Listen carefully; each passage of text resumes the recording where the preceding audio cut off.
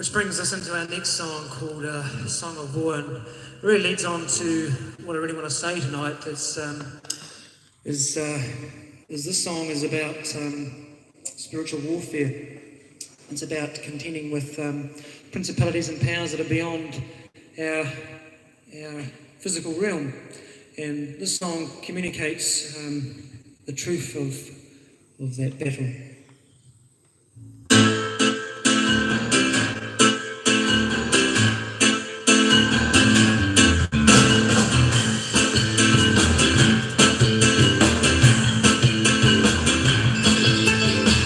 Jesus said that he didn't give you the power of the enemy. He said he'd given you the weapons to cut down this filthy lies. Sometimes it just feels like I'm slipping away. Well, good evening, ladies and gentlemen.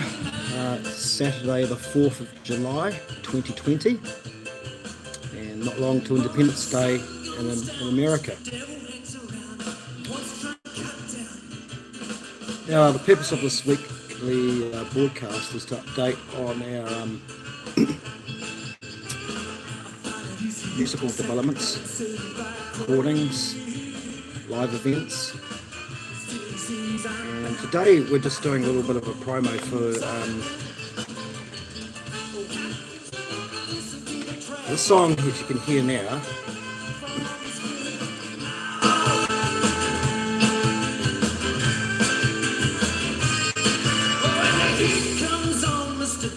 It is track 5 off the original New Zealand Folk, Gospel and Blues compilation, which is a 14-track compilation.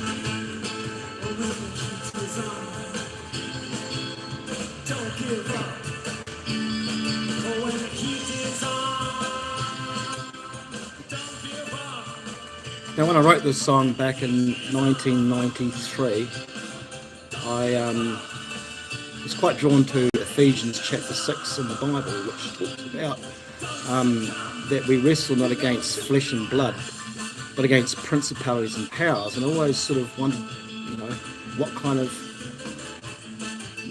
entities are we fighting against? And obviously not against each other, but against ideas and ideals that are wrong, that are corrupt, and spiritual forces that have a agenda to rip apart society and families. And this song, I wrote this song to try and encourage people to, instead of fighting each other, look at the things that cause wars, disruption in society. And I was pretty young when I wrote this song, but anyway, that's what this song is about. So this is the piano solo coming up.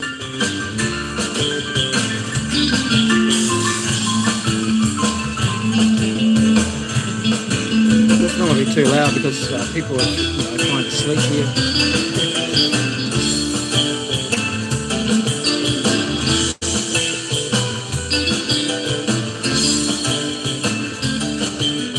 Now, just coming up to the outro.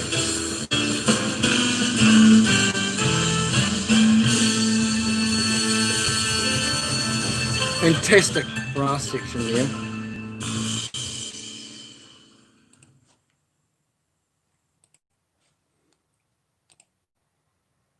And the lineup was, for the brass section, was Kim Blackmore, Craig Redhead, and Andrew Blackmore, his son, which was not who he was on saxophone. Which brings us into our next song called. Now this really leads on to what I really this is Song of War was actually originally on. I think it was my second album. Yeah, my third album, which was a live album, and this comes from that album, and has been included in the compilation, which is 14-track compilation, which we're now selling for $15. If you come to Willie's Open Mic on a Wednesday night, you can actually purchase this for only $15.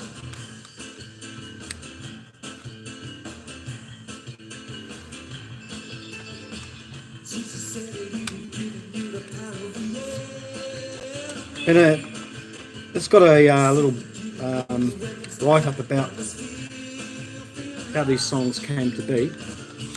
This is the front cover, back, and the inset write up, which I'll read out to you now. It says, I was born and raised in Christchurch, New Zealand.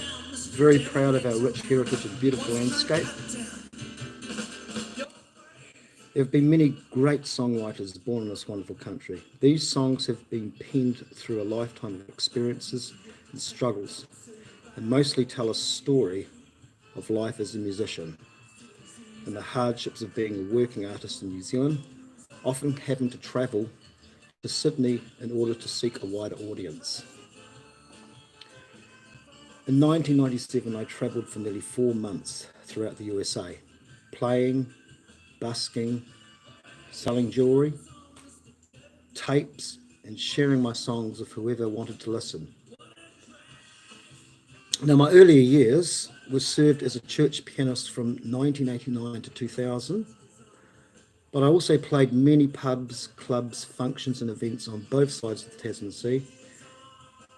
I have also done stage production work and set up for many major overseas artists, from Neil Diamond, Rod Stewart to Pink Floyd, Meat Loaf, Stevie Wonder and more. The songs Tea Break, My First Love and some songs not included in this compilation received a reasonable amount of radio airplay in the 1990s. The song Servant Heart that I wrote back in 2006 made it into the top 20 of New Zealand's Radio Rema Big Break competition. Now, in regards to this compilation, from the onset of its sort of start around 2017, the beginning of 2017, you know, I've been mindful in the selection of the older songs and the recording process of the later songs to bring an authentic, traditional, rural country blues feel to this album. One that truly is New Zealand folk, I believe. I didn't copy any other artists. It really came from who I was as a person. You know, I was just reflecting that at the time, and it's just basically where I was back then, how I was as a writer. And rural country bluegrass and blues, particularly during the 1930s, reflected a raw and hard existence, parts of Britain and America.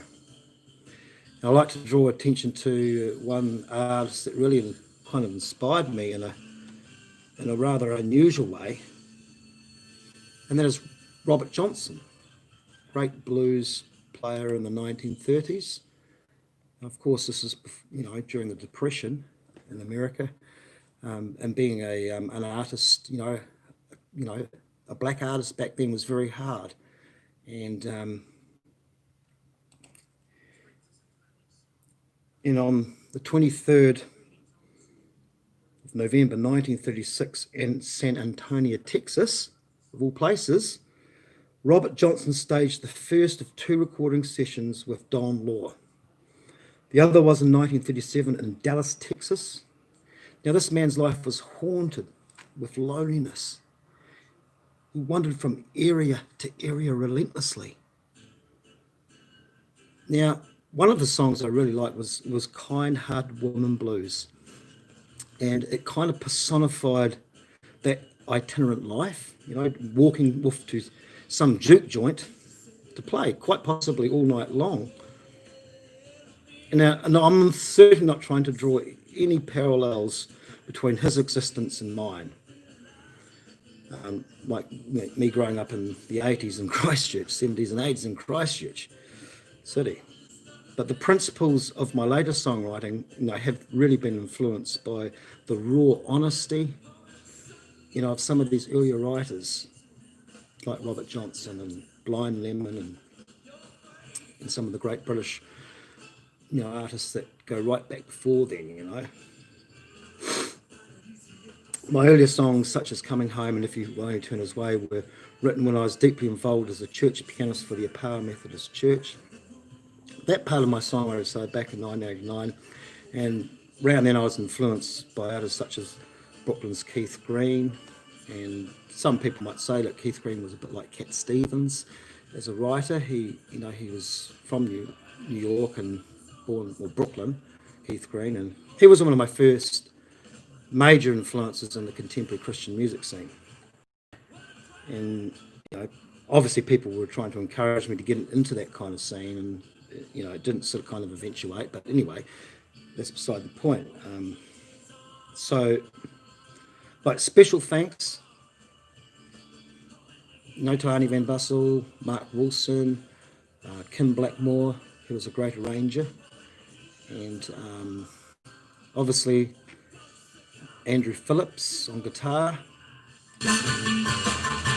Craig Redhead on trumpet, Andrew Blackmore on saxophone, as you can hear the brass section here, Kim Blackmore on trombone,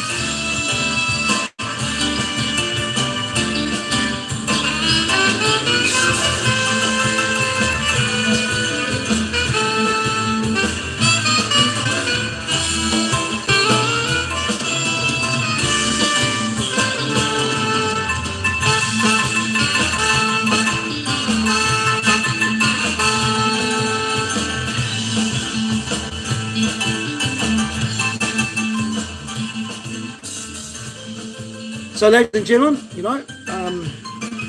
hope you have a great weekend, and it's Saturday the 4th of July, and soon will be Independence Day in America, and hopefully this song will exemplify some of what independence stands for. Independence, that we all have liberty and freedom to choose our own destiny, and I think this song hopefully will give people a bit of comfort, knowing that you can break free and we can overcome the negative energies and the forces that try to pull us down, and to be positive and to encourage one another, and most importantly to love one another, even when we don't feel like it. Just do it. It's a great thing. So it's over and out for us from now, and we'll see you guys next week with another update, and love you a long time. Bye.